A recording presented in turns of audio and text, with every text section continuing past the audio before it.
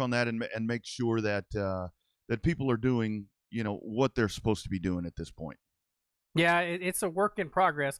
I did notice that on the IndyCar race there in the grass that they have on the turns, the little court. I guess you could call it a little courtyard, kind of like the little grass. They had great big circles that were about 6 feet apart, Hmm. for you could come in as your little group and able to kind of sit there with your blanket and chill out and watch the IndyCar race and still be social distancing and responsible. Yeah, did see some news break, and it's unfortunate because we're coming off of, you talked about the IndyCar race at Iowa, talking about a really great weekend at Iowa for the IndyCars, and ARCA racing there as well as Ty Gibbs wins that.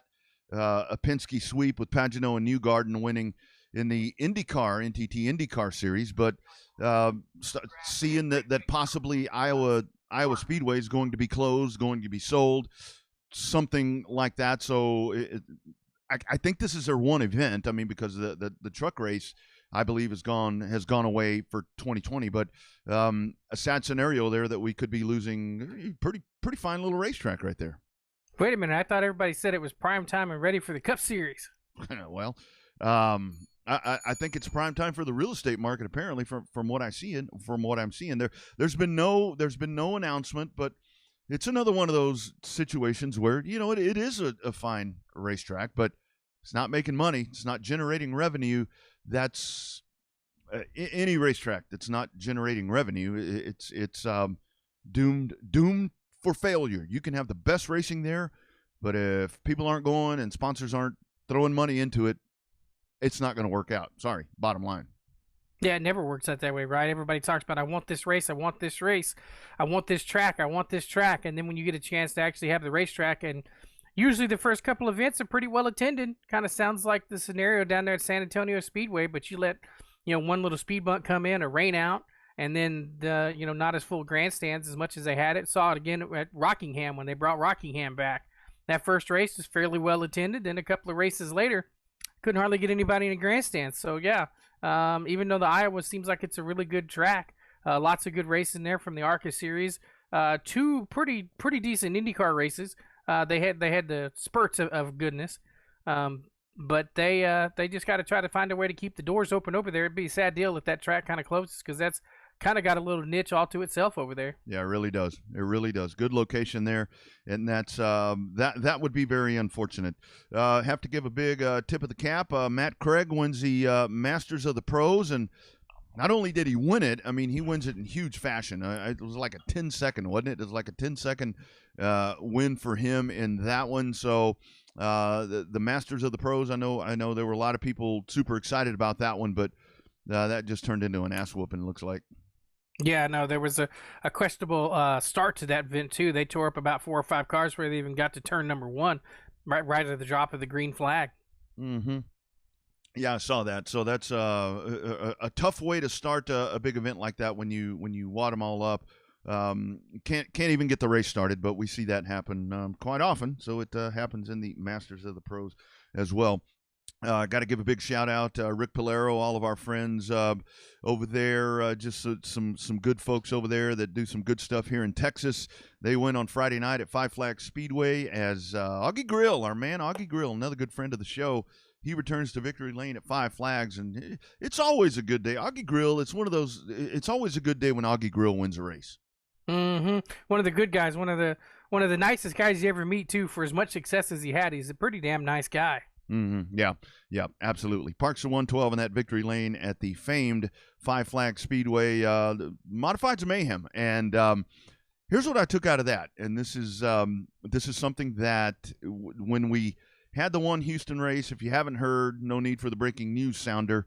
The Houston race for the 25th has been canceled. So now the next race at H&P for the Texas Short Track Racing Series will be the August the 1st, and that's going to be a big Die Hard event with Die Hard now falling under the blanket there of Advanced Auto Parts. So that'll be coming up. But what I took away from the Modifieds of Mayhem race, Bobby, oh Lord, I don't know if you saw it or not, but I think there were only like 11. There were only 11. That's rough. There's not near as many as there should be. Definitely not Snowball Derby type numbers for that, but that's not an unusual factor there for the Modifieds of Mayhem. I think people just forget how expensive those cars are to race. I mean, Hmm. you're looking at late model kind of numbers for tires and different kind of stuff. I mean, the shocks and stuff are a lot of the same. A lot of that stuff crosses over, but I don't think people realize exactly how expensive those cars are to run. Yeah, and it shows up right there in those numbers. And I have to tell you, that really made it even more spectacular. I think that for the HMP race. Or for the Texas Short Track Racing Series race, and by the way, folks, and I just caught myself doing that, but let's work on that. That's something. Obviously, HMP is HMP, but they've got a drag racing track that does really really well and has done really really well for a long time. When we're tagging stuff, we need to get Texas Short Track Racing Series the one to get some momentum because we're helping the drag racers, which we obviously want to do that. But at the same time, we're trying to help the oval track. So Texas Short Track Racing Series, I can tell you that's something that we need to work on. We saw a lot of modifieds there. We saw 18, 19, whatever it was. So there's a resurgence here with the Houston modifieds. I mean, now all we need to do is get the COVID to calm down a little bit so Sylvester Turner will calm down and we can actually run some races there. Well, let's hope. Let's hope that it tries to, obviously, you feel bad for Gina and everything that she's tried to go through just to try to get this racing season up and running. Definitely nobody likes to be in the position that they're in, especially Gina. As hard as she's worked to get everybody involved from Advanced Auto Parts to Die Hard to CarQuest and everybody else who sponsors that you get to see up on the billboards and stuff. But, I mean, it's a tough deal for Houston. You never really want to see a racetrack be put in the situation that it's put in, but Yeah. I don't know, man. Props to Houston for just keep on going. Joys of a big market. That's why you build them out in the middle of nowhere, and that tends to help with stuff like that. I know it would definitely help if this track were sitting somewhere else. It probably would help, but it's sitting in a good place, so let's not move it. By the way, if you missed How did you drive that after hitting the grass like that and bending that splitter? KFB. there you go. Soundbite of the night. KFB. That was a really, really nice job of him being able to do that. The other thing that I want to take out of there, I know we don't have to break down a lot of the NASCAR stuff. We can do that on Saturday. But, Bobby, your man, Brad Keselowski, after the situation there with Quinn Half, made a very good point, and BK did this a very eloquent way that possibly, and I know this is near and dear to many that watch this program, that possibly there needs to be a way where guys could be demoted. I mean, if you make boneheaded mistakes, I mean, they get you out of a series. I mean, there's a difference between making a rookie mistake and making a mistake that, I mean, Quinn Half wasn't even in the low lane to try to come to pit road. Felt sorry for Matt DiBenedetto in that deal, too, because that took out a really good running number 21 Wood Brothers car as a motorcraft car. But he's right. The problem is I don't see how you're going to make it happen. You're not going to end up taking away somebody's NASCAR license for the Cup Series, but I don't know, dude. Like that was one of those wrecks that really surprised me in the way that it happened so fast. But I mean, that was just part of Texas Motor Speedway being Texas Motor Speedway to a certain extent, because turn 3 and 4 is just so fast. But yeah, Quinn Hoff, he definitely should have done a little bit better job on trying to at least let somebody know, let a spotter know, let somebody know. Put the hand out the window, something. Let's let somebody know that he was coming to pit road. Well, and I think the underlying thing there with that is, and we see this at local tracks, and we've seen it forever. I mean, this is not a new thing, but I think this is like the third time where he's factored into something. I think something happened at Indianapolis. He was involved somewhere else and caused a little bit of a pit road situation there, and this race, I mean, Half says that he, his little spot mirror thing had come off, and we're very reliant on those. Great innovation right there. But the dude's 9 laps down, for crying out loud. I mean, it's like, dude. I mean, if you can't get to pit road, what the hell harm is it going to do to run another lap? I mean, to get to the bottom. I mean, I understand that part, and that's something that I don't know how you revisit that and maybe move a guy around. Here's a secret that I think that people may not understand. The guy's probably got some money behind him. That eliminates all the mistakes. Right? I mean, well, to a certain extent, you're still going to have to pay for those cars that you're trashing up, right? You still, at some point, there's going to be an owner that's going to say, "Hey, you're costing me more money than you're bringing me." So it could happen. I mean, I know that he's been involved in a couple of big wrecks the last couple of weeks, like you said there at Indy, causing some issues there on pit road. It's sad to see, but I mean, I don't know. The first 2 stages of that Texas race were a little snoozer. Bad. Really Yeah, bad. there was a little bad. That would have been our normal souvenir run had we been up there, and it'd been a normal race. But no, that last segment, now they got into it on that last segment. That was some good racing, some of the best racing we've seen at Texas in a hot minute. Yeah, they did have the big one that has lacked probably since 1996 or whenever the first race was. But they did have that. Hey, speaking of Kyle KFB, he got DQ'd. He got DQ'd. So everybody likes that rule now. It's kind of funny, right? When the guy that wins it all comes up and gets DQ'd. That was that for some reason was not as big of a story as I thought it should have been. Mm-hmm. I'm kind of surprised at it. Maybe it's just because he ran right into the truck race and won the truck race. But I was really surprised that didn't just catch fire. As much as Kyle Busch is hated on, there really wasn't a lot of people commenting on it on social media. So maybe the people that it used to piss off the most just aren't watching anymore. Yeah, well, I think a lot of it is, and this is something that we've talked about Kyle Busch over the years, is he handled it a lot better than in the past. I mean, I think his only remark was, it's a shame that you go out there, you work hard, you win the race. I guess they just want me in this series a little more, and that's a lot better than what we've seen. So good for him. We need to give another big. We talked to Cody Leonard on this program a couple of weeks ago, and we were talking about how good he's been doing. I mean, just another solid weekend. You had a 2-day show over at the famed. That's a word of the day for me. That one there, I guess, at the famed Heart of Texas Speedway, and Cody Leonard wins the IMCA Modifieds on Friday night, which big win right there. And then you have the Tom's race on Saturday, which is won by Chris Hennigan out of Marshall, but Cody Leonard comes home third. I mean, this dude's mowing him down, man. Yeah, that was a good race. I watched it with our friends on Speed Pass with Race on Texas, and there was a lot of really good competition. Another kid that's been on the show, Caden Honeycutt, was running at the top of the late model race, but ended up having some issues and had to pull off. But there was a lot of heavy hitters there. Even Tommy Grimes made the drive up from San Antonio. Nice. Tried to run with the late models too. I think he got a top 10 finish out of it his first trip to Waco. So that was some good racing action there on Heart of Texas. There's some good racing action pretty much all over on all the local racetracks. Yeah. Southern Touring Late Model Series. Bo Day out of Greenville wins that event right there. Is just a jam-packed weekend happening over at El Mott at the Waco, as we say, Heart of Texas. Good weekend over at Texana Raceway Park. I really like that little joint. I like that place a lot. And Jared Maupin, who won the night that I was there in the Limited Modifieds, he wins the Limited Modifieds again. Not only that, but he wins the Modifieds. I mean, he sweeps. So it's Jared Maupin going, cleaning house there. I think this Maupin kid is another dude that we might need to get on these airwaves. Yeah, especially when you can double up. Everybody thinks that the mods and sport mods, the people that don't know think that those are so similar, but they really are two completely different cars. Totally.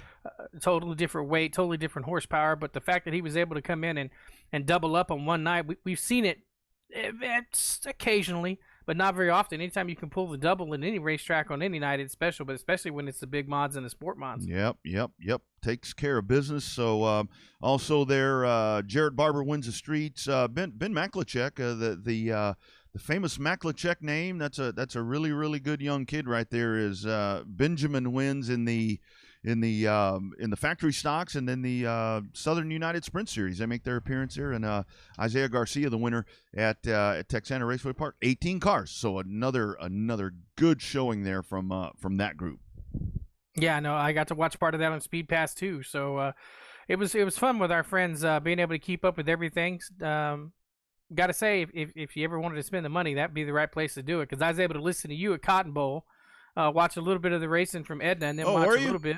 Yeah, I was listening. I heard there was a problem. There was. Okay. You were cutting out for a little bit. I wasn't going to bring that up, but okay, good. Well, I heard you for a little bit. I knew it wasn't you that was stubbing your toe there. And I knew you stutter occasionally, but I didn't think you were stuttering like that all night long. That's usually after. There was a little bit of issues with it. I think once they changed the size of the feed, they knocked it down to the non-HD. I think it ended up working a lot better, but able to catch a whole bunch of racing there. Even caught a little bit of the I-37 show for their doubleheader. Yeah. There was a cell tower issue or something out there, and that makes it tough when when the old internet has you by the balls. I mean, we've seen it on this show before. When the old internet has you by the balls, it gets a little tough every now and then, and that's apparently what was going on there. So it was Tim Holmeyer winning there. Tommy Corral. You probably didn't get to see the Tommy Corral race because that was towards the end of the night. But Tommy Corral put an asphalt clinic on their asses in that race. He ran right at the bottom of the racetrack. Track was dusty, and it was he parked it on the bottom, and he just sat there and rim rode around the bottom. Nobody could do anything with him. They asked him, Joe Spillman asked him after the race, said, "What'd you do?" He said, "I raced it like an asphalt track." So a really good race there for Corral. Cody Tidwell, Rusty Head wins. Cody Tidwell in the modifieds. Rusty Head wins in the sport mods. And GW Egbert picks up $500 in the ice stock. So there's all kinds of money floating around these dirt track races. Yeah, now if we could just get some of that momentum and some of that stuff happening at the Texas Short Track Racing Series, will be all right. Yeah, that would be pretty cool. Good action. You mentioned 37. We got to give a big shout out. One of the good friend of the show. We've talked to him. I think we've talked to him more than anybody else on this program as a guest. The man, the myth, the legend, Stevie Whitaker wins in the limited modifieds on Friday night. So good win there for Stevie as he outruns what you call him? Texas Sweet Tea. South Texas Sweet Tea, Johnny Torres. Yeah. Until he comes up with a better nickname, that's what I'm still going to keep using. Well, he came back and won on Friday, so it was a damn good weekend for South Texas Sweet Tea as he goes second and first, and Alan Torres wins the factory stocks on Saturday, so good weekend. Greg Dinsmore, the modified winner on Saturday, so just glad they know pandemic happening in the dirt track circles around here. It's funny how that happens. If you notice that, the dirt track guys, actually it happens everywhere. They were able to run in Nashville. Nashville's a good-sized market, but they ran the Masters of the Pros there at the fairgrounds. So, yeah, no, it's good to see, and please, folks, if you're out there, we joke about it. We're trying to make it as light-humored as possible. Obviously, there's a pretty tough situation going on, but if you're going to be out there, just be as smart as you can and try to not infect each other. Jeez Louise, for crying out loud. That's the thing. So many people, you don't know if you have it, you don't know if you've had it. So, just stay out of each other's face. I know it's tough. Yeah, it's a little tougher than what it seems, especially when you hadn't seen somebody at a racetrack. They decide to come on out for the first time in a while, and they show up, and you're sitting there, and you get the chance to rekindle the old bro hugs and stuff like that. But, I've seen it, probably been guilty of it myself. I'm sure I'll be guilty of it again soon. Only hug the girls. They don't get COVID. Only hug the girls. That's what I've been told. I don't know if that's exactly the truth or not. Kyle Larson is continuing to just dominate. He wins again on the All-Star Tour. And this guy, I don't know if he seriously is trying to punch a ticket back into cup racing or not. I think it's going to be unavoidable at this point. But, it's you got to think that dude is really enjoying the life that he's living right now. He made that slip up, and he's made amends for it. And as we've said many, many times, he's not sitting here worried, backtracking, saying why he did it and all of that. He kind of left it alone, owned up to his mistake right there. But the guy just keeps winning, and it's pretty damn impressive to watch. No, he's definitely put on a clinic here the last couple of months about how you're supposed to handle it. He didn't try to come back to the Cup Series. Obviously, there's really not a seat open for him, so being where he's at's the best spot for him. Kicking ass and taking names at all the different dirt tracks that he runs to in his sprint car. But I think that he's been a poster child for how you're supposed to handle these adverse situations that you put yourself in by just one little slip. Right? Everybody was kind of hard on him the first time, but I think he'll be back in Cup. The question is whether or not he's going to be in a Ganassi car again, or if he's going to end up over in that Stewart-Haas number 14. I think that the chances are it's going to be a three-man race for that. Whether you see Clint Boyer staying, Chase Briscoe getting promoted, or you get Kyle Larson up and over there. And then there's still the 48. The 48 is still sitting there. So I don't know. I don't know exactly what may be happening there with any of that. Jimmy Johnson continues to make mistakes, that's just a very desperate guy right now. But he's going to get very desperate, and he's going to desperate himself right out of the playoffs in his final year. Yeah, he's trying, that's for sure. The COVID thing didn't help any, but I think the fact that he's able to, I still think he's got a shot at getting into the playoffs. Now, whether or not he's got a shot to be a contender past the first round, who knows? Yeah. Also have to talk about. I know we got Casey Johnson coming up here at 7:00. We're going to talk with him. But the world is all good. The 3 car goes to victory lane. RCR is back on top. They go 1 and 2. Austin Cindric what am I thinking about over here? Tyler Reddick has been just a great dose of antibiotic or whatever you want to call it for RCR, because that whole program has woken up. It sure has. A lot of it is definitely accredited to Tyler Reddick in that 8 car. I was totally surprised. A lot of it was just pit strategy yesterday that put them up front with 2 tires and no tires. But how about it? Austin Dillon finally wins himself a race, right? He didn't just luck into it with gas mileage like he did at the 600. Didn't have to take anybody out to win the Daytona 500. He actually won this race. So I was a shocker. That's 2 weeks in a row that the winner literally come from out of nowhere. But good props to the RCR boys for actually having a couple of different restarts to make sure that they ended up winning, finishing 1-2 like they needed to. Indeed, good run for those boys as they really get after it, and a really good job by Reddick to I mean, not going to say anything about team orders, but he did a really good job to not make a mistake at that crucial point, which I don't expect that out of him, to make a mistake, because the guy's rock solid. And NHRA was trying to get their second race in over at Lucas Oil over at Indy 2, and the rain came and washed that out. That sucks. They're kind of feeling the wrath that the Cup Series was feeling. Yeah, they sure were. I was happy to I watched a lot of the coverage there on Fox in the afternoon, kind of switching between that and the Xfinity race. But lots of those cars are just looking fast, looking good.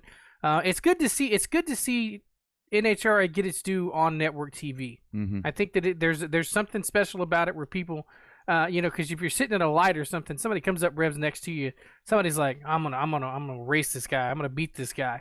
And then you don't, and then you sat there. But drag racing just kind of has that instant feel when you like to race stuff. Mm-hmm. Yeah, and it's a good product. And, I think they went through the same things where, they cut that thing down, not a quarter of a mile anymore. And it's been a while since that happened. And obviously they started losing drivers, so they had to do something. You attribute that, go back to the restrictor plate thing. But they had to do something to so people wouldn't die. But that happens, and I think a lot of folks got soured, but it's still a really, really good sport. Speaking of people dying, how'd you like that Will Power thing? For folks that complain about the aero screen in IndyCar, you just had your live R&D thing happening on Friday night, because that thing hit right at the top of that, and that would have been wide open last season. Yeah, it would have been wide open. Also with Herta's crash, where he went up and over the halo of the number 21 car for Carpenter, that both those wrecks could have been completely different if they didn't have those little cockpit halos. Mm-hmm. Yeah. So that change, all of that. I mean, I know it changes up the car. It changes up a lot of different things. It's probably hotter for those guys in there, but it's already paying off right there in IndyCar with the Iowa Speedway back-to-back, and they are off until Mid-Ohio coming up on August the 9th, and it kind of sucks for IndyCar that they're off, because they're carrying all that momentum. And you know what happens when you carry all that momentum and you take a week off? It's like you fall off the grid. So I kind of wish they had a race this weekend. Yeah, no, I wish they did too. But they got to give those guys a break. Those guys have been running back-to-back weekends. So maybe everything will shake out real good for them come when they get ready to run at Mid-Ohio. Mm-hmm. Yep, that will be coming up. And I think that'll be. I think that their flow will continue. I think everything will continue to work really, really good for IndyCar. So super good stuff right there. But we're going to head over to the Revved Up Sports Show hotline, as we got a double on the Revved Up Sports Show hotline. First of all, we're going to head way up north. We're going to go way up north and go to Wisconsin, as they say. I've never been able to do that accent very well, but we're going to talk to a guy that's been kicking a lot of tail up there for a long time. On the hotline, it is Casey Johnson. Casey, how are you, brother? I'm doing good. How are you doing? Oh, man, doing extremely well. We always ask people when we get started here, man, I guess everybody's doing well because you keep winning all these damn races, but or performing really well, winning races, second, third, everything good through the Rona for you all.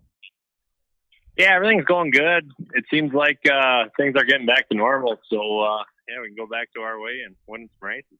Yeah, right. Let's do it.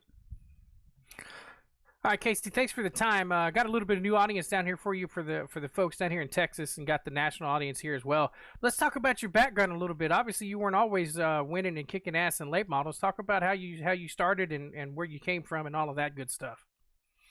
My dad actually was racing, early 2000s. He ran some limited late model stuff out in Jefferson, right where I started running, and just kind of once I turned 14, I got a 4-cylinder car, a Bandit, and we ran that 5 or 6 times, and I ended up totaling it. And Nice. Dad says, "Hey, why don't you take my ride?" And that's what we did. I ran a few years in the limited late and jumped into supers, and the rest is kind of history. There you go. There you go. That's how it all starts right there. And it's always a dad and son. It seems like we hear that so many times. So let me ask you, Casey. One of the things here in Texas, we have one pavement track. We really don't have any late models. Well, we have no late models, but you guys up there, man, what is it? Man, that is the hotbed.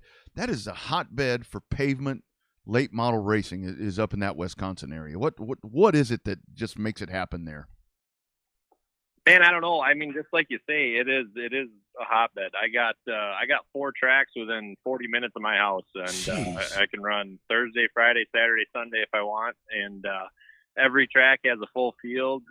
We got dirt tracks, not much farther away than that. And, wow. No, Wisconsin is the place to be for short track racing. I can tell you that. That's awesome.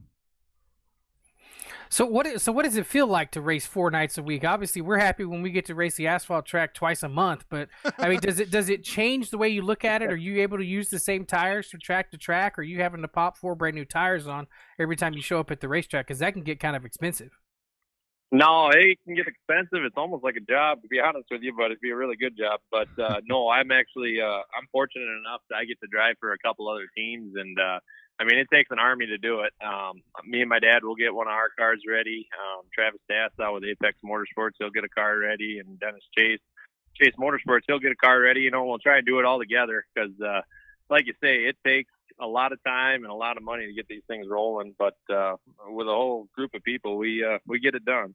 Yes, absolutely, and get it done extremely well. So you mentioned your track there, Jefferson Speedway, that you threw out there.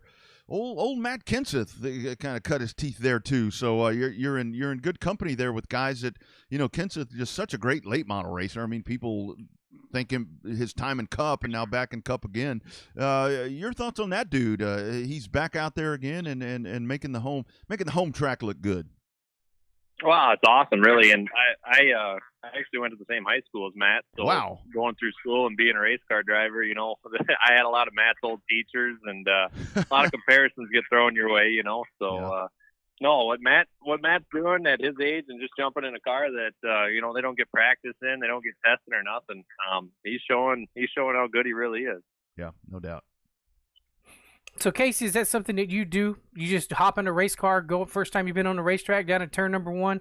I think people don't realize that that's as impressive as it is for all those guys without any track time, no qualifying, no practice. I think people just take for granted that the guys are good, but the way that these NASCAR guys are doing it right now, it just shows and proves how damn talented most of those race car drivers really are.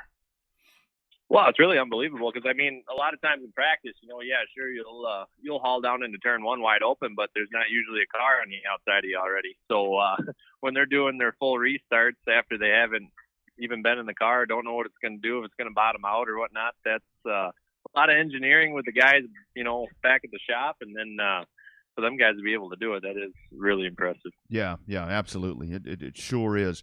One of the things I wanted to ask about you, one of the things that I've been told about you, we talk about drivers that they kind of show up and jump in there and go, but from what I've been told, Casey, you're a hands-on guy. You like to work on these cars, and I think it's so important for guys. You work on your car, you have a half-ass idea what's going to happen, and I think how much do you attribute your success to being hands-on, being a part of working on that race car? I attribute pretty much all of it to it. I mean, just like we were saying earlier, I started with my dad in the garage, just learning things, and, you'll mess up 10 things, before you learn it all, but it's the important part to, mess a few things up, and you learn along the way. And I mean, that's the way it should be. And short track racing is kind of getting away from it a little bit. You know, a lot of times you can just write a check and jump in your ride and go. And Jeez. I really wish we could bring the roots back to it a little bit. Absolutely. That Casey, that's funny that you bring it up. That's a topic of conversation on this show all the time. One about you don't see the new kids here in this sport really trying to learn about their cars. Like you said, they just cut a big check. In your mind, because of the kids that don't, and I guess there's some young adults too that don't know how to work on the cars, and they just say, hey, you know, let the crew chief come and rebuild it and buy a new car. Does that take away the racing aspect of it now? Is that where you see some of the different crashes and different stuff? Not like you used to see probably 10 years ago, where everybody was racing together at the same time, and you knew that if you really tore somebody's stuff up, that you know you probably have to go over there and maybe help them fix it because you guys were good buddies. Yeah, no, I mean, I think the biggest difference you'll see, I mean, a lot of them kids that are writing them checks, they're great drivers. I mean, they can really wheel. It's just the difference you see with a guy that works on his car and a guy that doesn't is the guy that works on his car has a lot more respect for his equipment. You know, we're not going to go dive bombing and rip fenders off, stuff like that, because, you know, you bring that thing home on Monday and you got a long week to put that thing back together. So that's the main difference, I would say. Yeah, absolutely. That makes a lot of sense. So this is your first year in a Fury car.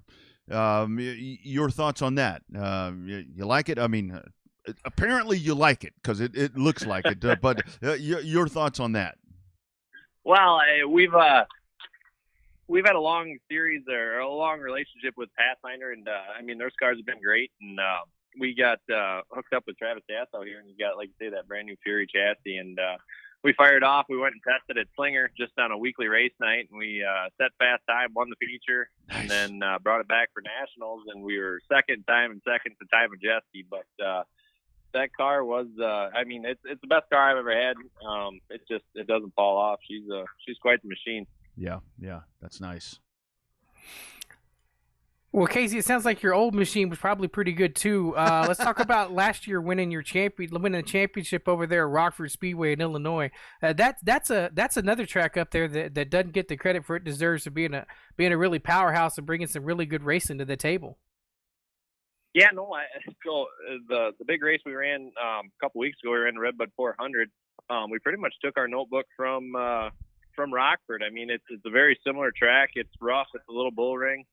I absolutely love the place. I mean, it's your elbows are up, and that is just a awesome short track. And yeah, they have the short track championship weekend, which they run 4 days long. And if anybody's looking for a heck of a time, I'd recommend that one.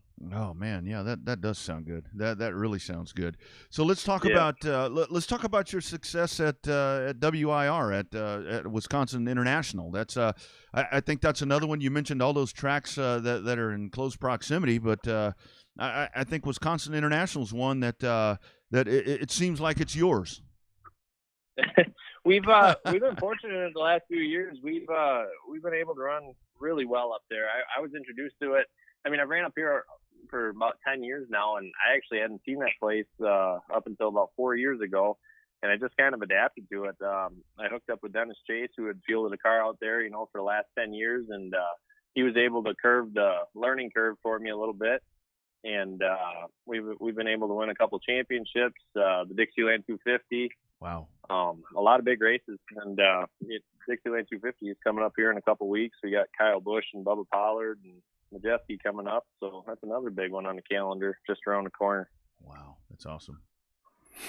So Casey, if my memory serves me correctly, about a month ago, 6 weeks ago, I was buzzing through Speedway Illustrated magazine, and I want to say it was you and Rich Bickle, with you on the outside and Rich Bickle on the inside, going off in the corner. And I don't think it ended up really well for either one of you guys. What goes through your mind on something like that? Do you just sit there? Have you been racing long enough, and you're like, well, that's another one of them racing deals? Or do you still get fired up and upset when somebody comes dive bombs in you and tears up the car? No, you do, but you don't go yelling at Richie Bickle. That's one thing. If my years of racing, you know, that's one thing you don't do. And actually, me and Richie, I live in Edgerton now, and that's where he's from, and we get along really well. When I first started in super late models, he kind of took me under his wing, and you know, told me not to abuse the car, save tires, things like that. I've always had a lot of respect for him. So I know that was just fighting over a real estate deal, and we bumped tires, and we just kind of tore up some things. But he came over right away, and he apologized and stuff. So no, we're all good. It's if it was somebody else, I may have had a thing or two to say, but not Ricky. Yeah, I remember last year at the Derby when that one incident happened, and the young man just kind of listened to him. It's like, all right, yeah. You listen, you don't yell back. Yep, yeah, that's right. Absolutely. So I was reading about your 2019. So I read a story where you were chasing 4 different championships and so forth. So did you ever sleep? What the hell was that like? I'm sure you were probably going to do it again this year, but now we're all delayed. But man, what kind of torture was that? Man, I tell you what. So I also work in construction, and I got 3 young daughters, and my Wow. wife she really takes a lot of things under her wing, so she takes care of everything at home, and work 50 hours a week. Putting in gas line, and then we go try and do all these races. But it's a wild ride. You look back and you wonder, how the heck did we do that? But like I say, it comes down to having just a great core group of guys. Between all the cars we run, there's about 10, 15 guys that they bust their butt for me, and that's what keeps this ship going. Absolutely, that's awesome. So, Casey, you've had success up there in the upper Midwest and stuff. Any thought about trying to come and run the Derby or some of the big races down here in the South? I know that that's a long way to go from Wisconsin all the way down to Florida, but, man, it sure be nice to see you down there at the Derby. Yeah, I'm absolutely trying to creep my way down there. As we all know, it's an expensive race, but that's where if you're going to make your mark on super late model racing, that's the place to do it. So we've ran good enough up here that we're trying to do everything that we can to get prepared and go down there hopefully this year. Yeah. I got to tell you, and I don't know if I'm sure you saw this, and again, this is my opinion just from what I've watched of you. I saw a list of where our friends over at 51 had a list of drivers, the guys to watch or whatever they put there to get the headline. And man, I would have had Casey Johnson right there. Do you see stuff like that and you're like, okay, let me show you how good I am? Oh yeah, absolutely, all the time. It took a little bit, but we're starting to get a little recognition, from Speed 51. But it is just like you say, you got to get. It seems like you got to start running a little bit better in some of them southern races, the bigger crowned races, So which I totally get, because that's that's what gets all the publicity and stuff like that. A lot of people don't look at Wisconsin all that much, even though it is, like say, a hotbed for racing. But we're starting to get a little bit bigger of a name, and I think I think we'll make some headlines here shortly. No doubt. No, that's great. That'd be awesome to see you down at the Derby. But so what's the plans the rest of the year? I know obviously the COVID stuff kind of has everything kind of on a pause, and then it goes back again and all that stuff. What's on the calendar for the rest of the year for you guys? Well, it's funny you say that. With all them races getting canceled early, they're all starting to fire out, the rescheduled dates and stuff like that. My wife tells me about Wednesday where I'm racing on Saturday. So, but we have like the earliest one here, the next big one coming to mind here, like say is Dixieland 250. I know I just called for my car owner up there. Kyle Busch is up there testing right now, so he's got the watch going. But that's the big one highlighted. We got Oktoberfest, the 200 coming in October, short track championships at Rockford. They're going to start coming, and we'll be running some big races every weekend here shortly. Yeah, no doubt about it. That is great news. That is great news to hear. Quickly, Casey, let me ask you about those couple of races there. That Slinger, you mentioned that one there. Ty Majeski, that's a really, really good talent there. Just a great run for you in that one, and in the Redbud. Just kind of recap those, man. I thought the Redbud. I'm sitting there watching that, and I'm thinking, all right, I think we have our winner, but. Man, that's just some tremendous racing right there. Yeah, just to start with that Slinger, Ty Majeski is, in my opinion, that is the strongest super late model team in the country. And we were able to, he never got away from us. We had a really good car, and it's a car we really didn't have a lot of time on. So I'm really excited to build a notebook, and, maybe next year or whatnot, we can make a run at him. And then, like you say, we went down to the Redbud there, and we set fast time, and we led over 100 laps. Wow. And it was just kind of rookie mistakes there. We 400 lap race, kind of got to keep up with the racetrack a little more than we did, and I think the car just got a little free and kind of let one slip away, you know. But it's all things you learn when you do it for your first time. So I'm really excited to get back and give that one another shot for sure. No doubt. All right, so Casey, you mentioned all the racetracks up there. You got Rockford, you got all the Wisconsin Dells, all those good racetracks up there. Which one is it that's your favorite, or are you able to pick one? Is it the one that you're racing at, the next one that makes it your favorite track, or you got one that you just got your eye on that just you just smile when you come through the gate and you say, "Bring Daddy home the money"?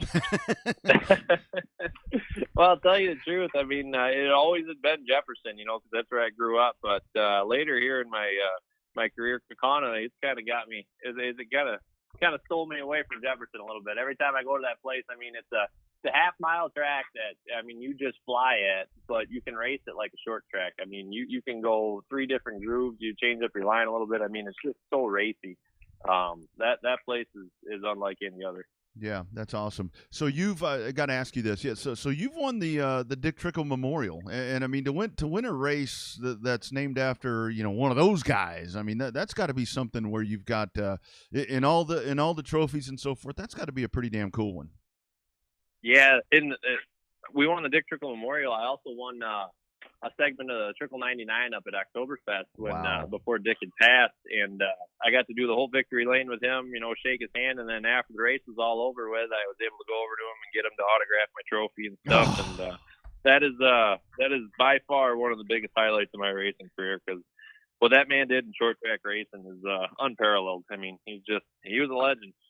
Yeah. Do you have, I mean, I know you mentioned your dad, and I know to most of us, you know, our dads, you know, that if we race together, that's our hero. Is your dad your racing hero, or is there somebody like Trickle that's had that impact on you? Well, yeah, just like you say, my dad, I mean, he was never the guy that brought home, you know, 10 trophies a year or nothing like that, but I guarantee nobody outworked him. And that's pretty much what he instilled in me. And, you know, I started my race career a lot younger than him, so I was able to get the sponsors, the equipment, but all the things he taught me is why we have the success we do. So that's he's the guy. Yeah, that's super good to hear. I love that, man. Casey, thanks for the time, dude. This has been a lot of fun, and like I said, I mean, you should be on that list, and I think from what I'm seeing, you're gonna be at the top of that damn list here pretty quick. Well, thanks for having me, and I hope you're right. We'll hopefully get down to that Derby and make a name. Absolutely, we'll come see you. We will come see you. Don't forget us here in Texas. We're lonely. We don't have a lot of pavement, so we're living vicariously through you guys up there. Yeah, I hear you. All right, man. Take care. Appreciate the time. Yep, thank you. You got it. There he is, Casey Johnson. Good stuff. That he kind of sounds like Kenseth, doesn't he? He's definitely got that Wisconsin accent for sure. But those guys race their ass off up there. I mean, I'm like he said, I don't know if the Wisconsin people. I think back in the day when you had your Dick Trickles, your Matt Kenseth, even Rich Bickle when he first started coming out down there was winning the snowball derbies, won 4 or 5 of them down there, and then you got your Kenseth there and your Kowicki's way back in the day. I think once the ASA kind of dried up, I think those boys from Wisconsin didn't get a chance to get on that national radar as much as they really should have been. Obviously, you're going to get 1 or 2 guys that pop out of every different little racing hub, but I think those guys down there those guys up there, now finally get a chance to shine because, man, I'm telling you, he's not kidding. Thursday, Friday, Saturday, Sunday, you can race almost any night of the week. Some of them tracks even do special shows. Redbud 400s on a Monday. Yeah. And you know, Bobby, I think that's something that I like what he talked about right there, because it does seem, you know, Southern Super Series, you got Mobile, you've got all of these tracks, obviously Five Flags, and that's what's considered the hub, the place to be for whether it be pros or supers, that's where it's all at. But I mean, like he's talking about, can you imagine that, to have 4 racetracks in that close proximity to your house? That's a hotbed for racing. Phil Whipple's talked about that before on this show. That I think up north just kind of gets forgotten for some reason. Yeah, it's strange. I mean, we thought it was cool back in the day when you had your choice between going to Longhorn in Austin or San Antonio Speedway in San Antonio, right? But they were. I think Longhorn was 40 miles away, 30 miles away. and then it was about 60 miles to San Antonio Speedway. But it's just crazy to think that here in Texas, we're in a market that has virtually no asphalt tracks except for NASCAR Houston down there in Houston. Mm-hmm. And we when we think about where we used to be back in the day, even if you include a couple of races up there in Altus at the big track and then the quarter mile track, it's crazy to think of where we were versus where we are now. And the crazy part is, back in the old TIDA days, hell, Houston wasn't even around to be an asphalt track. So it's kind of funny how everything turns around. But those guys up there in Wisconsin, those are unsung heroes. Like you said, got a couple of different car owners, because I can only imagine if you got one dude trying to make that work with one team trying to race all those races up there Thursday, Friday, Saturday, and Sunday. Yeah, and it's just a great program that Casey Johnson has put together. I mean, again, he's up north. He doesn't get the run that, you know, Bubba Pollard and all of these guys get, and you know, so many of the greats that we've talked about. And he talked about Ty Majeski, and that's as good as Ty Majeski is. I mean, he's made his way over to the Derby, and that's where. I mean, Ty Majeski should have won that race a couple of times. I mean, he should have a couple of those, you know, Tom Dawson trophies, as good as he's been down there. And I really think, I mean, if you get Casey Johnson down there and you get him the funding that will get him, you know, to where he can be competitive and run with these guys and run with the, you know, if you got a KBM cars down there or whatever it may be, I think this is a dude that's really going to get down there, and people will be caught off guard, I think, a little bit, but I really think he has what it takes to go down there and kind of shake that thing up. Well, he's got the same way to shake it up as your Derek Thorne did, right? When he sat on the pole last year and had the chance to win. Obviously, he won the pro race the night before, but I think there's always a surprise in every single Derby, right? That's the best part about it. There's always one driver that seems to have a breakout, and all of a sudden that becomes the new hot shoe in super late model racing. And obviously, you've got Bubba down there, and you got some of those different guys. It's kind of the same thing with a guy like Jackson Boone. Yeah. You know, the guy with the racing name. He was able to put together a couple of solid runs in a pro late model. Now he's moved up to super late models, trying to get a program running. But I don't know, man. It's talking to Casey about all the racing up in Wisconsin's got me excited for that race in Florida. Kind of breaks your heart when you hear about all that. Again, you know, we're embracing dirt, and it's great. But I mean, I love that we have the dirt options, kind of like what he's talking about, although they're not that close to me. But, you know, that's a really, really good thing. But to be in a situation like that where you have all of that there, and speaking of that, you know, we talked about Matt Craig winning that Masters of the Pro, the pros, the guys you talked about. I mean, he beat Matt Craig's another guy. I mean, Matt Craig is another guy that he comes up and, you know, beats Bubba Pollard by 10 seconds, and that's not really that surprising because the guy's really good. And Jake Garcia got third, and Travis Braden, you know, Travis Braden wins that snowball last year, you know, by, you know, Classy Nasty couldn't get through the room of doom or whatever.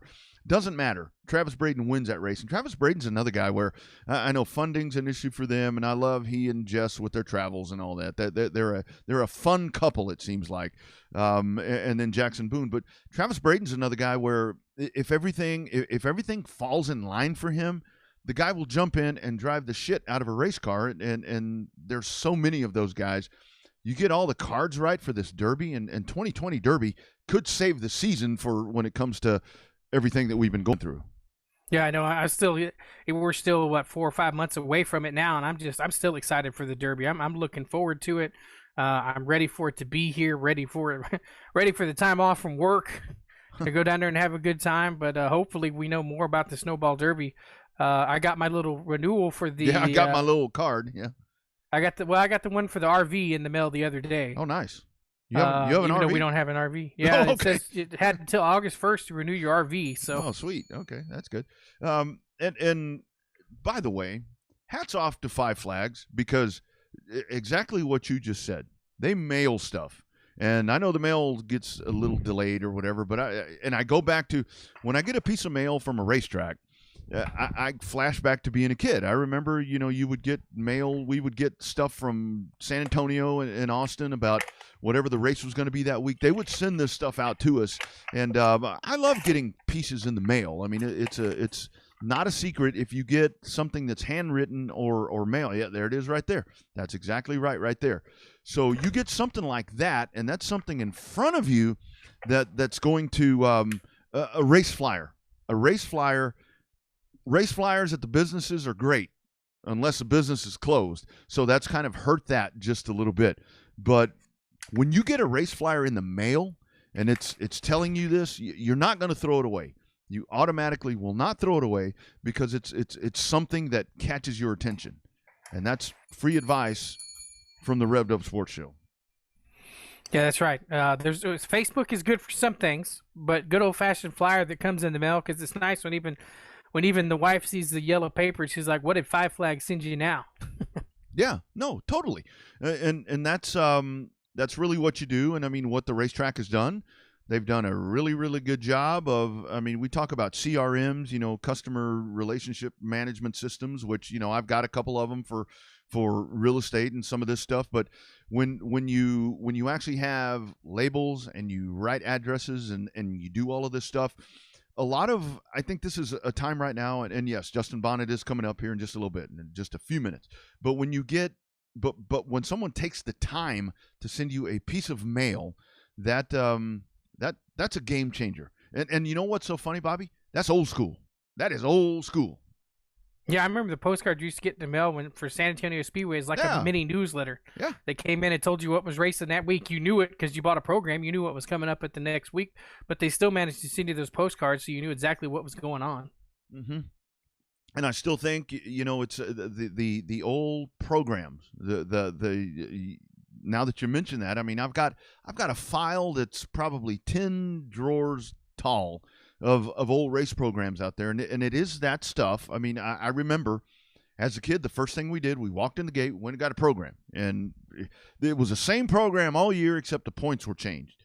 And that's someone asked me the other night at Cotton Bowl, hey, what's the points? So I talked about the points that night because my bad for me, I hadn't been talking about the points. But those little things like that, and I know those cost money. Printing costs a hell of a lot more than they used to. I went back a while back and looked at some old programs, Bobby, and it was like the point standings. It was like handwritten point standings as of whenever. They were all handwritten. But you know what? People paid $1, $2, whatever it was, and it's those old school things, man. So attaboy, Five Flags, very well done, Pat Bryant. I'm not going to give Tim Bryant credit for that. I know better. Well, what is it behind every good man is an incredibly good woman, especially when it comes to racing. Yeah, running the business. It's an absolutely very, very good thing. But great conversation there with Casey Johnson. We'll have that archived up at revvedupsportshow.com and get that for you so you can go back and listen to it here at some point. We got to give some Texas love quickly back over to the major leagues.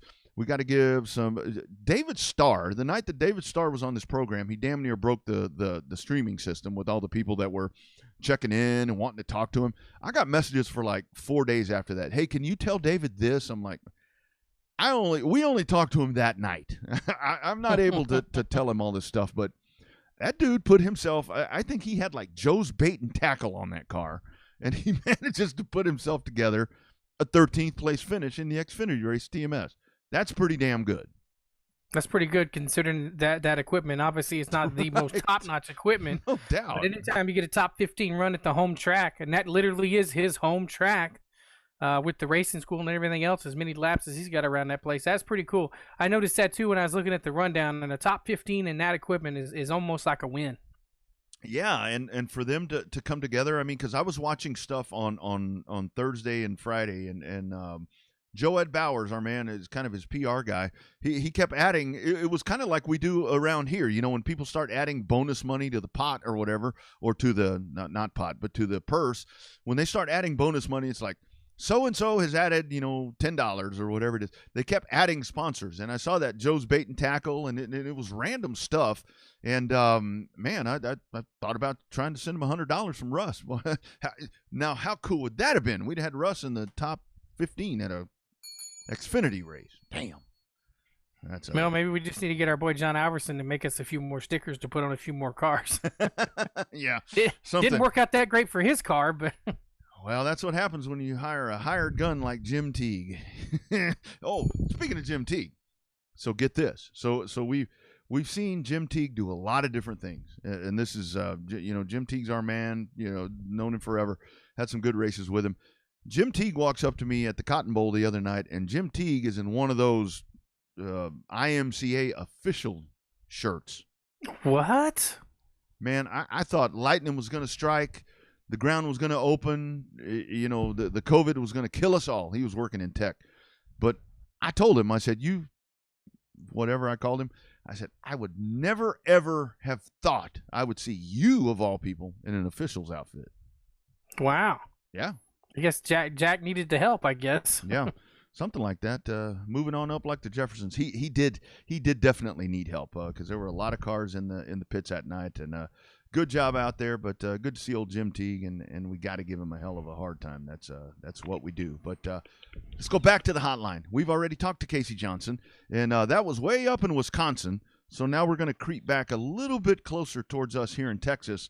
And we're talking to a dude, or we're going to talk to a dude that is so good that we're getting to have this interview because he's getting back on the track. It's Justin Bonnet. Justin, how are you, man? Pretty good. How about you? Man, we are doing extremely well, extremely well. Things good for you and the family with all of this virus and all this stuff over in Alabama? Yeah, we're trying to make it. Yeah, it's pretty tough on everybody. Isn't it? I tell you, it is so hard to be messing with this stuff right now. Justin, so let me ask you, it's so we'll get obviously to you getting yourself back behind the wheel of a race car, but let's talk about you're one of those guys. There's so many of us in racing, but for you from the get-go, there was no way that you weren't going to be a racer. Yeah, you know, it's in my blood most definitely, and you know, how I got started was I had a family friend called and asked to run go-karts. From that day forward, I knew right then I wanted to do it. So yeah, it's definitely hard to get away from. No doubt. Well, Justin, thanks for the time. We were talking when we talked to Casey Johnson. We were talking about how the Wisconsin guys, that's a hotbed of racing where they're running Thursday, Friday, Saturday, Sunday most nights. But for you, obviously, when you're in your neck of the woods, obviously down there in the South in Alabama, and you got right over there to Florida. I mean, what's it like with the racing competition there? I mean, we get to see it on a kind of a weekly basis when we go to Five Flags and Montgomery and stuff like that. But from the competitive standpoint, is it as competitive as it seems like with some of the different coverage on Speed 51 and some of the places like us? Oh yeah, I would say so for sure. I mean, you got Bubba Pollard that runs the pros, and Derek Thorne. You got all them guys that come.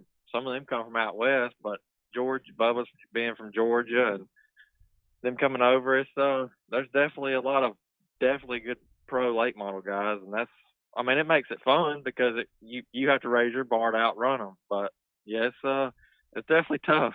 Yeah, I can only imagine. So what is it like sitting there if you've got an entry list or whatever it is? Not like in the old days. I was going to say sitting in the pits and somebody rolls in like that. But if you know you're going to mess with a Pollard or some of these guys, I mean, how does that make you prepare differently and be prepared to take it to another level? Well, you know, it's tough. I mean, you got to be on your A game when you go for them, but it's definitely a chip on your shoulder when you hear or see one of them come in, because you know, hey, the best is here, and you want to be the best, so you got to beat the best. So. That's it. Woo! That's a Ric Flair right there. I am with you all the way right there, my man. So Justin, we'll talk about your program that you got going now when you're getting back in the race car. Let's talk about the car. Who did you get it from, and what chassis is it, and what kind of stuff you got to make it go fast? We you know, we was running the modifieds and got hooked up with Tony Uri Jr. with the Fury deal, and he helped us on the modified some, and you know, we was really trying to move up, and Dennis Engel with Engel Demolition, one of my sponsors, he really stepped up and helped us get this going, and Tony stepped up and helped us get it going. But yes, this is a brand new Fury. The last one was a Fury, but it totaled it. It bent warped. It basically tried to knock the cage off the chassis. So they had to build a brand new car. So we're all brand new besides the rear end and stuff like that. I mean, some stuff had to be replaced, but we Hamner builds our engines. So it's yeah. It's a big thanks to Tony at Fury, because without him, I don't know that we'd be doing this. Yeah, no doubt about it. So let's go. I mean, I hate to, man. So December, we were there. Bobby and I were both there that night, and That I can truly tell you, Justin. That pardon my language. That scared the living shit out of me. Your incident there. Um, what do you remember of that? I mean, that was just so traumatic, and our hearts sunk when we sat there and watched that happen. Yeah. See, I remember coming down the back stretch, and I seen Jarrett go to the bottom sideways, and not. I mean, most of the time you say in your head, well, he's not going back up the racetrack. He's going to stay down there. Mm-hmm. Well, the guy behind me was Justin South, and which I was still wide open. I hadn't lifted yet. I was going to enter the corner high to try to clear him. Right. And when I did, I'd never seen him coming, and it just hit right in the foot box. And I remember getting my window net down. I don't remember hitting the outside wall driver's side. And then I got in a panic. I couldn't get my steering wheel off, and I don't know. I guess I was just in such shock. I mean, I really didn't know what to do, and that was one of the most helpless feelings I've ever been in. But I've always said it. I feel like it was a freak accident. I mean, that'll probably never happen again. So that's one reason why I kind of want to go back and do it. And I feel like I got something left out there to get a little revenge on. So damn racers. God. Oh man, that's crazy. See, Justin, that would have been my next question is why, what made you want to come back in and do it? Obviously you said racing's in your blood, but I guess there's just that little something that you feel like racing owes you one finally, doesn't it? Yeah, I sat around for 6 months with this leg stuff going on, and I've thought hard about it. Right after my wreck, we all sat down and talked, and it was a weird accident. That, like I said, that probably will never happen again. And but no, I don't want to quit, but at the same time, you don't know what could happen. But so I'm going to take my chances. I feel pretty good this time. We'll get some good practice. I'm going to practice this Saturday in North Carolina with Tony Jr. and that whole crew at Fury. So I feel like we're stepping in the right direction and kind of taking everything a little slower this time. Yeah. And Justin, walk our folks through. So it hasn't been, that was in December, and I mean, this hasn't been, you've waited until now to get back into it. I mean, there's been surgeries, there's been just so much that you've been through. I mean, how many surgeries? Hell, did you lose count? I mean, it's been, my goodness, it's just been such a rough time for you. Yeah, I had 5 total. I had 2 on my burns and 3 on my leg. I actually was supposed to run Alabama 200 at Montgomery in March, and the week before I had a knot come up on my leg and got staph, so they had to go in there and put a temporary antibiotic rod in, and I had to have a PICC line with antibiotics, and so about the time I was supposed to get it out, all this coronavirus stuff started, so they pushed my surgery back about 6 to 8 weeks. Jeez. Otherwise, I would have done been going, but I mean, which the way I look at it, everything happens for a reason, and I feel like the timing is right. I feel like I'm the best I've been since the wreck, so I'm actually walking around, getting some good movement back in my ankle, and that's been my hardest part was getting ankle movement back. But now that I'm able to walk every day and put all my weight on it, I'm feeling pretty good. Oh, so good to hear. So damn good to hear. Yeah, that's good news to hear. Let's talk about your brother-in-law for a minute here, if we can. We know him pretty good around here, as he's been able to run around here, and it seems like he's got a really good catch with your sister. Talk about your brother-in-law, Mr. Zach, over there. Yeah, he'd won 2 championships in the modifieds, and he was really fun to race with. I wish I could have got one on him, but it didn't work out that way. So, but it was fun. He was a good, clean racer. He was fast everywhere he went, and with little story behind that, we went to Cordell last year, and he out qualified me for the track record by like a .0 .007 or something like that. He had brake trouble. I was like, maybe I can get him one here, but no, I still didn't. Yeah, he's tough to beat. He's tough to beat. Absolutely. So your thoughts? I mean, we ask guys this when it comes to the pro late model, the modified.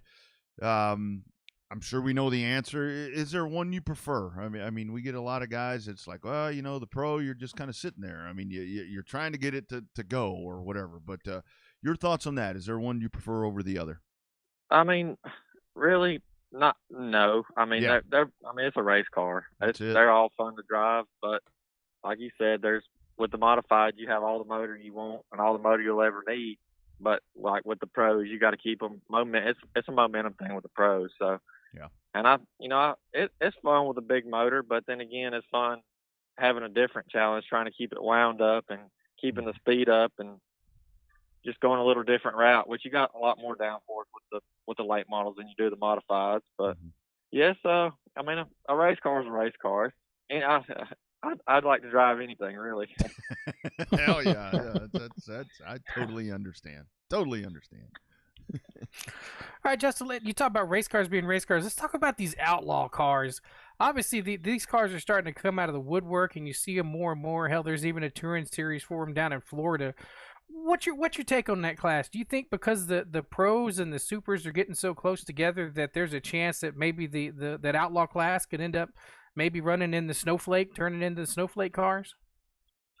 I don't know. I really don't. I mean, the way it looks over the last year and a half, the Outlaws, like you said, have really came on a lot. And so, I don't know. It's like the pros, say if you get a long run, the pros are just as fast as the super because the supers burn their tires up. Mm-hmm. So it's really a weighing game there. And then but the Outlaws have to run that 8-inch tire. So, I mean, that makes it a little more challenging because you don't have as much tire and you still got the same motor as the pros do. So it's an interesting division, but I don't know if it would ever take it over. Yeah. Well, I think it's one of those things, Justin, that we see, for a long time. The pros were super popular and had crazy numbers of cars in there. And I think we've all done this so long. You see classes, you get a new class in and you get guys moving around and one class may fall off or dwindle a little bit, but it's same stuff, kind of same stuff again, just kind of a different class. Right. And, and then at some point the Outlaws will figure something out and they'll be just as fast as everybody else is coming. So, you know how people do. More money, my man. More That's money. Right. Cubic dollars every damn time. Well, shock dollars and all that now. It's not so much cubic, but anyway, that's another story. Sorry, Bobby. Oh, no. I mean, it's just. I like when somebody can really tell us the inside story. Obviously, Justin's got the pro late model that neither you and I have. So it's nice to hear. It's nice to hear how that shakes out from the real world perspective. But so let's talk about the pro late model. You got the new Fury car that's rocking and rolling. I mean, what's the next couple of goals for you? Just going out there, kind of getting your feet wet again, and just trying to get into a groove, or are you set and you ready to go to start getting top fives and getting some wins right out of the box? Yeah, I'd love to go and win right off the bat, and that's setting a really high goal. And but after this weekend, once I get comfortable back in the race car and all that, I'll feel a lot better knowing what I had to work with and what I have to do. So, it's just one of them things, been out of the car so long, trying to get accommodated again, back to running in speeds and getting back to the way you like the car to feel. So I think it's going to be a comfort thing. Once I get comfortable, I feel like I'll be okay. Oh yeah. It'll totally come back. I know you're going to be fine. So I've got to ask you. I mean, I raced for a long time, and there's accidents not near what you have gone through, but I mean, even like on the Cup thing, I see Ryan Newman goes and has this massive thing, and he gets out there, and then you see him doing stuff. Explain to people that may not understand. I mean, after all that you've been through, the mindset of a racer where it's like, I don't give a damn. I know what could happen. You said it earlier, but I'm going racing. It's just what I do. Right. Newman's hit was pretty crazy. I mean, I haven't seen one like that, and luckily, a few years ago when he got that bar that he wanted that bar put in, that probably saved his life. But yeah, everybody's seen him walk out of the hospital 2 days later after that wreck at 200 mile an hour. So, but it's just a drive thing. It's a mental thing. Once you do it and get going, it's worse than a drug, really. You just keep wanting to do it and get better, and until you win, I mean, you haven't really accomplished anything. So. Yeah, that is so totally correct. That is so totally correct. Jeez. All right, Justin, before we cut you loose here, we did appreciate you for the time. Let's talk about your grandpa and the family legacy that you got. Obviously, your grandpa's a folk hero with short track racing and a member of the Alabama gang. At some point, does it become a challenge when everybody starts, the instantaneously, wait, Bonnet, are you related to Neil Bonnet, kind of stuff like that? Or does it just add to the normal pressure of any race car driver just wanting to do good for his family name? Well, I always want to do good, and but yeah, I mean, with the success he had, you always want to try to do better and carry on the name. But he was one of a kind, and it's hard to fight that. And the way what they had back in the day and what they drove is completely different from nowadays. So. Right. So yeah. I mean, I want to do good and I want to keep it going, but then again, you can't get caught up in that because then you'll be in a wreck. Yeah. No, I mean, I totally believe that. It's like we've talked to Jared Fryer on here before, and so many guys that come from these great racing families like yourself, and they're like, I love what they did, but I'm doing me right here, and that's right. I think when you have that mindset, that just makes you that much better. Yeah, I've always tried to have that mindset, not to get caught up in the last name, and yeah, I'm thankful for what he did, but I'm myself, and I got to prove myself. He proved himself. Mm-hmm. Now it's my turn. Yeah, no doubt about it. So, lastly, let me ask you, Justin. So we talked about. So, ideally, you're getting back in. You're gonna get the feel and do all of this. Is there a timetable? Is there a race? Unless if you mentioned it, I'm sorry, I missed it. Is there a race that you're set to come back in, or are you going to determine that once you get back in and figure out exactly where you are in your progress? As long as everything goes good Saturday, I'm going to run Montgomery the following weekend. Woo! It's a 100-lap Show Me the Money race. So. Nice. Yeah, I'm trying to get back at it pretty quick now that I'm getting comfortable. So. Yeah. Oh man, that'll be super cool.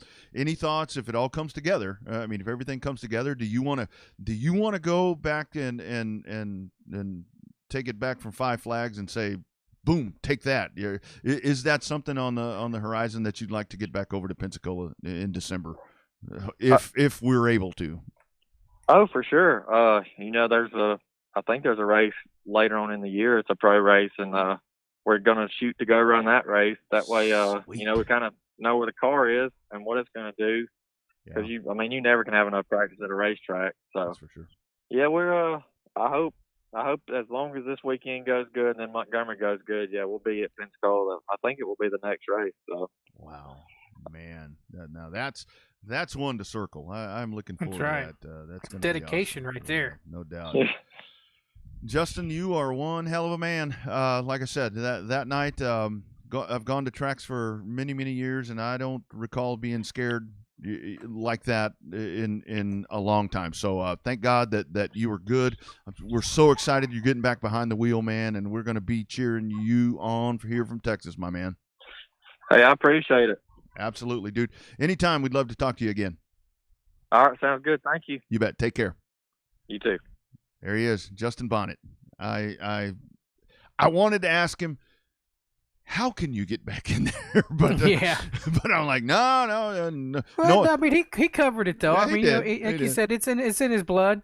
I think Pensacola does owe him one, right? Oh, like man. that was such a freak accident that it just happened, right? I think that's one of the things. Obviously, we were in the grandstands as far away as we were from it happening. But I mean, it was one of those freak accidents. But it's so cool. It's so cool to get to talk to him, one, because it was such a freak accident, and two, he's still got good spirits about it, man. That's what's so crazy about these racers that we talk to. That once it's in your blood, it's there, right? He never once thought, well, am I not going to get back in it again? It seems like he knew from.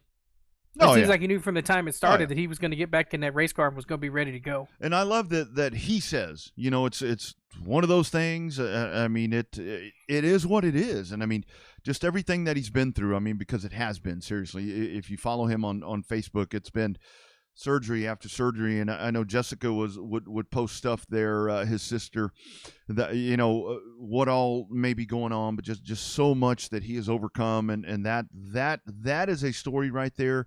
I mean, obviously you're going to like, I mean, the Bonnet name, like we talked about, that is one that draws you in. It's like Neil Bonnet, that gets your attention, but you can throw that all away. I mean, he could be, Joe's bait and tackle's nephew or whatever it is. Just everything that he's been through to be able to come back and the dude's going to win. I guarantee you can hear the drive in him. He gets the right stuff underneath him. He's got a good car. The guy is going to be at the front. Yeah, so we got one of the things on Facebook. It's from Kristen Bonnet Ray. That's true. As soon as they removed his breathing tube, he told me he was getting back in the car. So that's, man, I'm telling you, that kicks ass, doesn't it? Like that explains racing, right? Some people blame it on the fumes. Some people blame it on the adrenaline rush. But racers are gonna be racers. As long as there's a chance to get in that race car, they're gonna try to get it and go wide open as fast as they can. That's really the thing. I mean, it gets so, if you're gonna step away from the sport, don't go to the track. I mean, just don't even go. I mean, you can follow it. You can follow it and watch it on live streaming and watch NASCAR and IndyCar and all this. I know a lot of ex-racers that do that. They follow the sport, but they purposely don't go there. And I can tell you that the time that I was away from the sport a little bit, I didn't go there. I mean, because it just takes one time. And I was having this discussion this past weekend. I had a guy that asked me, because the dwarf cars were out there at CBS, and it's like, do you miss being on the track? I said, absolutely miss being on the track right now. When it's like time to be there and time to get on the track, and you get in, you get all psyched up, and you get behind the wheel and you go and you race. Yes, I miss that, but all the other bullshit, I don't miss at all. Race day I miss somewhat. Yeah. And that's really what you see there. But guys are just programmed to go. And it's him. I mean, there's no way that he would not be in a race car. Yeah, no kidding. Now let's go back and make it clear who his brother-in-law was. I know some people were wondering exactly what it is. His sister is married to Zach Knowles, who used to run the races there at NASCAR Houston with the red Cotoul fastener car. So a double-time champion over there with the Modifieds of Mayhem. So they got a new little kiddo there. So so props to the Knowles family for continued success on and off the racetrack. Yeah, and that's just such a great story, and you hear him. That's a guy that's an inspiration, because you hear him, and it's been the goal from day one, and he's so excited. This sounds like a guy that is about to get into the race car for the first time. I mean, you can just hear him. He wants to get out there, wants to get some laps. I mean, it's a new career for him. He's got to get out there, and he's got to get reacclimated with the speeds and the way the car moves you around and all of that. I mean, it's not just getting out there going in a circle. There's so much that happens, and when you've been through something like he has, it won't take long. It won't take long. And if that car is as good as I bet it is, it's not going to take very long at all, and he's going to be right where he was. Yeah, no, absolutely. So hopefully everything works out. But don't forget, there were two guys involved in that accident down there. Yep. So you got to realize that the other guy's got to get his stuff back together too, and get his program built. Obviously, it's a freak accident thing for both of them. So always two sides to every story. But it looks like Parker and them going to get their stuff up and running, and they got a new car set and ready to go, and stuff like that, moving up from the trucks. So maybe we could talk to him about finding a way to get some of those Florida trucks down to Texas. Yeah, no doubt about it. I'd love to see some sort of series there between Florida and Texas, where we could get something happening there. I mean, even if we could get some of the carryover, Modifieds of Mayhem. We talked about it it earlier in the show. You know, the Modifieds of Mayhem, a little bit lower count there as Augie Grill wins at Five Flags last Friday night, or was that Friday? Yeah, last Friday night. So, you know, if you could incorporate there. I mean, I know it's a big distance. I mean, we drive it, so I know it's a lot, and I know that it's a harder time. But if you could do something there, it would be super neat. But I think, Bobby, this has been a great show. I think what our asphalt people need to take out of this is that again, we're talking to Justin Bonnet. We're talking about the great, obviously, to get back behind the wheel there in the Southeast, and just that run of racetracks right there that we know oh so well, that do extremely good with their car counts. And then we're talking to a guy up north that has this massive amount of racetracks. So as much here that we're sad that we don't have that. I'm not saying that we're going to have 3 or 4 racetracks coming up in the next few years, because I know better than that. But we have one, and we can build something really, really well. Yeah, we have one that we can put the heart, soul, and effort into to making it the success.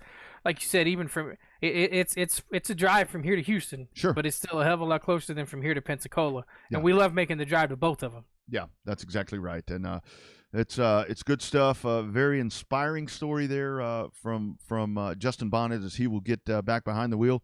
Going to practice, and I wasn't sure when I asked him when the race was. I thought he was going to say, well, you know, maybe in a couple of weeks, you know, we may run whatever next week. Next week. He's ready. Yeah, he's ready, isn't he? So he's not getting reacclimated to racing. He's going to test.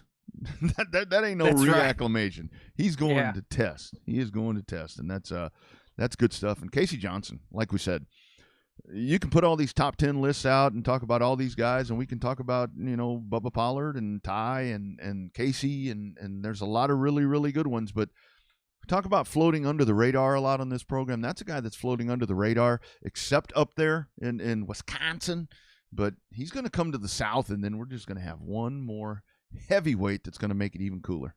Yeah, that's right. No doubt about it. Also, don't forget, we didn't get to cover it earlier. Back to the NASCAR talk, the big leagues. Cup racing coming up this Thursday from Kansas. So it looks like a little different show. Thursday night Cup racing. You got a doubleheader for the trucks back to back on Friday and Saturday. Then you got the Cup race there on Sunday afternoon. So interested to see how Kansas does as a night race. It'll be hot. It'll be humid.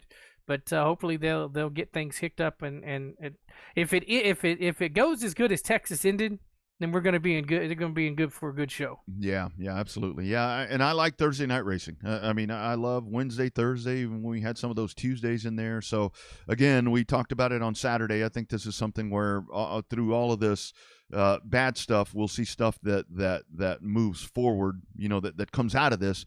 That's going to be something that sticks. Friday night over at Heart of Texas, you got the Texas Sprint Series. So go on out and see that. There's old Heart of Texas. They continue to keep making it happen. Saturday at Cotton Bowl, you've got Summer Shootout Series night number 3.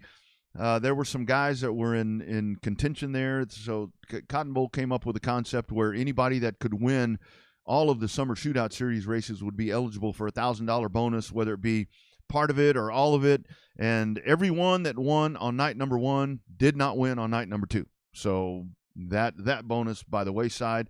And then, of course, you got South Texas Speedway. They get cranked up again, and Stevie and the guys, they've got the 305s out there, the wing sprints. So another big weekend here through the pandemic. Yep, another big weekend going right through the pandemic. So everybody just pick a local track and go out, have fun, and just be smart and responsible. That's exactly right. And crying out loud, it's all right to watch the Major League stuff too. Watch MAV TV. There's good stuff on there that's taped, but good stuff, man. This is a great show. Talked to a couple of really good dudes, man. Yeah, we sure did. Looks like I'm gonna go back. I got the 2000 race from Texas Motor Speedway Classic on tonight. That's where Dale Jr. got his first win. So I'll probably watch last little bit of that race once we're done. Nice. There you go. Thank you, Casey Johnson. Thank you, Justin Bonnet. Thanks to all of you checking in audio and video, Facebook, YouTube, Twitch, everywhere else. All the archives at RevvedUpSportsShow.com. We are back next Monday. Back on the horn Saturday from 11 to noon. Check out the radio program there as we get you ready for the race weekend. Bobby, excellent stuff as always, man. Be safe, brother. Stay well. I'll try. It's good stuff. The good stuff this show. Yeah. Looking forward to Saturday. Absolutely. Be nice to someone. You never know what they're going through. You're going to feel better as well. # Real Race Talk from Texas. We'll see you next time.